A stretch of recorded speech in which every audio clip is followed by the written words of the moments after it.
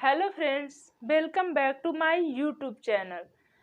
कल हम लोग रेशों का वर्गीकरण देखे थे। आज हम लोग वस्त्रोपयोगी रेशों का परीक्षण देखेंगे कि वस्त्रोपयोगी रेशों का परीक्षण किन किन विधियों के माध्यम से किया जाता है। तो ये दो भागों में बांट करके हम परीक्षण करते हैं। पहला भौतिक परीक्षण और दूसरा रासायनिक परीक्षण। भौतिक परीक्षण वह परीक्षण होता है जिसे हम छूकर, देखकर अथवा बाह्य आकृति व उसकी सुंदरता के आधार पर करते हैं। इसे हम क्या कहते हैं? भौतिक परीक्षण। जिस पर रासायनिक अभिक्रिया करा करके, रासायनिक पदार्थों की अभिक्रिया कराकर जो परीक्षण किया जाता है उसे हम क्या कहते हैं? रासायनिक परीक्षण करते हैं। ये कृत्रिम होता है, जो रासायनिक पदार्थों को मिलाकर के परीक्षण किया जाता है। तो हम सबसे पहले देखेंगे कि भौतिक परीक्षण।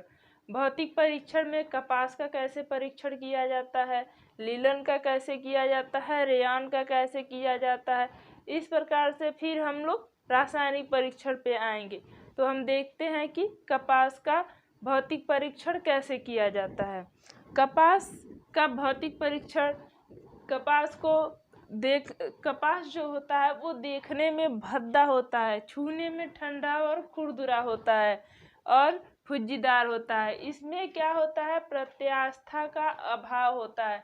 प्रत्यास्था का अभाव इट मीन्स मतलब उसके जो कॉटन का कपड़ा होता है कपास का, अगर उसे आप खींचते हैं तो वो लंबाई में बढ़ेगा नहीं, ज्यों का त्यों बना रहेगा। यानी कि उसके अंदर क्या है? प्रत्यास्था की कमी है। जितनी लंबाई, जितनी चौड़ाई उसकी बनाई गई रहेगी उतनी ही रहेगी, उसमें कोई एक्स्ट्रा नहीं आएगा। सेकंड हम देखते हैं लीलन। लीलन का भौतिक परीक्षण कैसे करते हैं? लीलन का जो रेशा होता है वो चमकदार, स्पष्ट और सुखद होता है, मतलब कि आरामदायक होता है, और यह कुछ ककड़ीला होता है। इसका जो सतह होता है वो चिकना और चमकदार होता है। लीलन क्या होता है? लीलन का रेशा चमकदार, सुखद, स्पष्ट और ककड़ीला होता है। इसको छूने में चिकना और चमकदार होता है। ऊन, नेक्स्ट टॉपिक है ऊन। ऊन का भौतिक परीक्षण हम देखते हैं कि ऊन को छूने पे क्या होता है?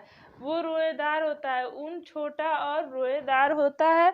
इसमें प्रत्यास्था और प्रतिस्कंदता भरपूर पाई जाती है, और यह स्पर्श करने में क्या है? मुलायम और गर्माहट प्रदान करने वाली होती है।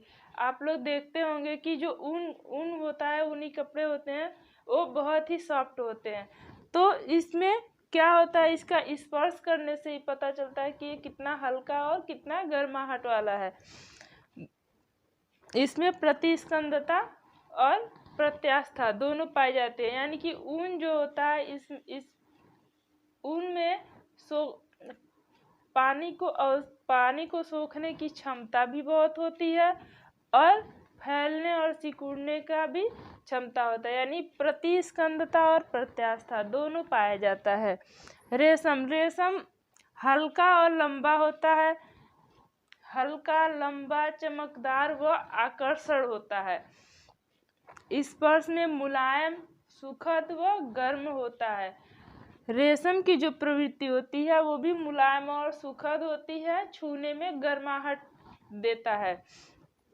रेयान कृत्रिम विधि से तैयार किया जाता है। इसकी लंबाई और चौड़ाई सब कुछ जो होता है वो नियंत्रित किया जाता है।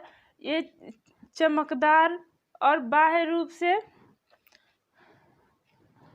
अधिक चमकदार होता है, यानी कि सभी रेशों से अधिक चमकदार होता है। इसे ताप दाब द्वारा नियंत्रित करके बनाया जाता है। इसकी लंबाई, चमक, आकार, बाह्य स्वरूप आदि को भी नियंत्रित, यानी कि यह जो होता है कृत्रिम विधि से तैयार किया गया होता है, और इसका सब कुछ अपने अकॉर्डिंग बनाया जाता है। रासायनिक परीक्षण। कपास पर रासायनिक परीक्षण का क्या परिणाम पड़ता है, लीलन पर क्या प्रभाव पड़ता है, इन सब चीजों को। कपास के रेशे पहले रंगहीन हो जाते हैं और अंत में घुल जाते हैं। लीलन रंग खराब हो जाता है, अंत में इसके भी रेशे घुल जाते हैं। यानी कि कपास और लीलन इन दोनों का रंग पहले खराब होता है और अंत में घुल जाता है। आप लोग देखे होंगे कि घर में हम लोग कभी कभी एसिड का प्रयोग करते हैं काई वगैरह साफ करने के लिए, तो जब वो छिटक करके या फिर किसी भी प्रकार से अगर वस्त्रों में लग जाता है तो वहाँ का कलर क्या होता है, धीरे धीरे वहाँ का कलर उड़ जाता है और वो धीरे धीरे खराब हो जाता है, कपड़ा फटने लगता है वहाँ से। तो रेशम का देखेंगे, रेशम सांद्र घोल में शीघ्रता से घुलते हैं जबकि तनु में धीरे धीरे घुलते हैं। ऊन ये रेशे फूल जाते हैं। नायलॉन जो होता है वो गर्म एवं ठंडे सांद्र के घोल में घुल जाता है। छाल का प्रभाव जो होता है, कपास और लीलन पर छाल का कोई भी प्रभाव नहीं पड़ता है जबकि ऊन पर इसका हानिकारक प्रभाव पड़ता है। छाल का ऊन पर हानिकारक प्रभाव पड़ता है। एग्जाम में ऐसे क्वेश्चन बन जाते हैं कि सबसे छाल का हानिकारक प्रभाव किस पर पड़ता है, तो उसमें ऑप्शन दे देगा लीलन, कपास, ऊन, तो ऊन होगा, ऊन पर हानिकारक प्रभाव पड़ता है। इस तरह से हम लोग रासायनिक परीक्षण देख लिए, भौतिक परीक्षण देखे। रेशों की अवशोषक क्षमता, किस रेशे में कितना प्रतिशत अवशोषक क्षमता होता है। जैसे कि कपास में 7 से 11% अवशोषक क्षमता होती है, फ्लेक्स में 12% अवशोषक क्षमता होती है, सिल्क में 11% अवशोषक क्षमता होती है, ऊन में 13 से 18% अवशोषक क्षमता होती है, एसीटेट में 6% अवशोषक क्षमता होती है, एक्रिलिन में 1.3 से 1.25 तक अवशोषक क्षमता होती है, नायलॉन में 4 से 4.5% अवशोषक क्षमता होती है, पॉलिएस्टर में 0.4 से 0.8% अवशोषक क्षमता होती है और रेयॉन में 15% अवशोषक क्षमता होती है। कुल मिलाकर के ऊन में सबसे अधिक अवशोषक क्षमता होती है। ये सभी प्रश्न परीक्षा उपयोगी है और परीक्षा में पूछे जाते हैं कि ऊन में कितने प्रतिशत अवशोषक क्षमता होती है, तो 13 से 18, कपास में 7 से 11%, रेयॉन में 15%, सबसे कम किस में होती है, पॉलिएस्टर में, सबसे कम पॉलिएस्टर में, और सबसे ज़्यादा अवशोषक क्षमता ऊन में होती है। तो देखेंगे लंबाई व व्यास परीक्षण। कपास की लंबाई आधे इंच से लेकर के 2.5 इंच तक होती है। इसका डायमीटर अगर नापा जाए तो 16 से 20 माइक्रोन। फ्लेक्स की लंबाई हो जाती है 12 से 20 इंच। डायमीटर में मापा जाए तो 12 से 16 माइक्रोन। ऊन की लंबाई हो जाती है 1 से 8 इंच अथवा 2 से 16 इंच। माइक्रोन डायमीटर में मापा जाए तो 10 से 50 माइक्रोन। सिल्क की लंबाई हो जाती है 1200 से लेकर के 4000 इंच। इसको डायमीटर अथवा व्यास में मापा जाए तो 12 से 15 माइक्रोन। अब हम देखते हैं नेक्स्ट टॉपिक है हमारा गुरुत्व अथवा घनत्व। किस तंतु की कितने गुरुत्व अथवा घनत्व होते हैं, तो कपास का हो जाता है 1.52, फ्लेक्स का है हमारा 1.52, रेशम अथवा सिल्क का हो जाता है 1.25, ऊन का हो जाता है 1.32, एसीटेट का है 1.32, नायलॉन का है 1.14, पॉलिएस्टर का है 1.22 से लेकर के 1.38, रेयॉन का हो जाता है 1.50 से 1.52 तक। इस तरह से देखा जाए तो सबसे कम घनत्व किसका है, नायलॉन का है 1.14। ये सभी टॉपिक एग्जाम में पूछे जाते हैं, इसलिए आप लोग साथ में लर्न करते भी चलिएगा। रेशों की अवशोषक क्षमता, किस रेशे में कितने प्रतिशत अवशोषक क्षमता होती है?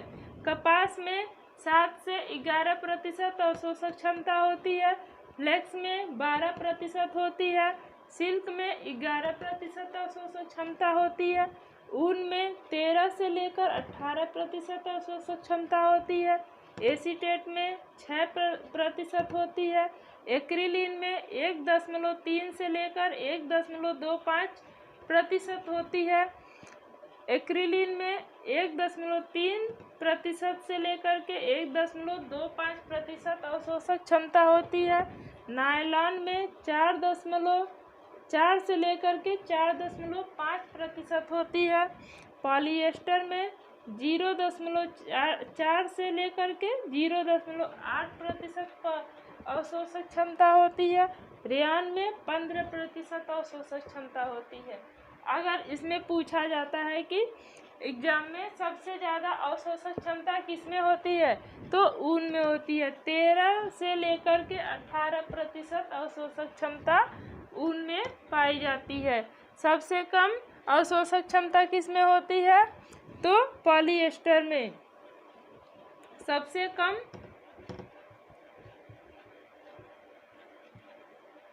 पॉलिएस्टर में, सबसे ज़्यादा ऊन में।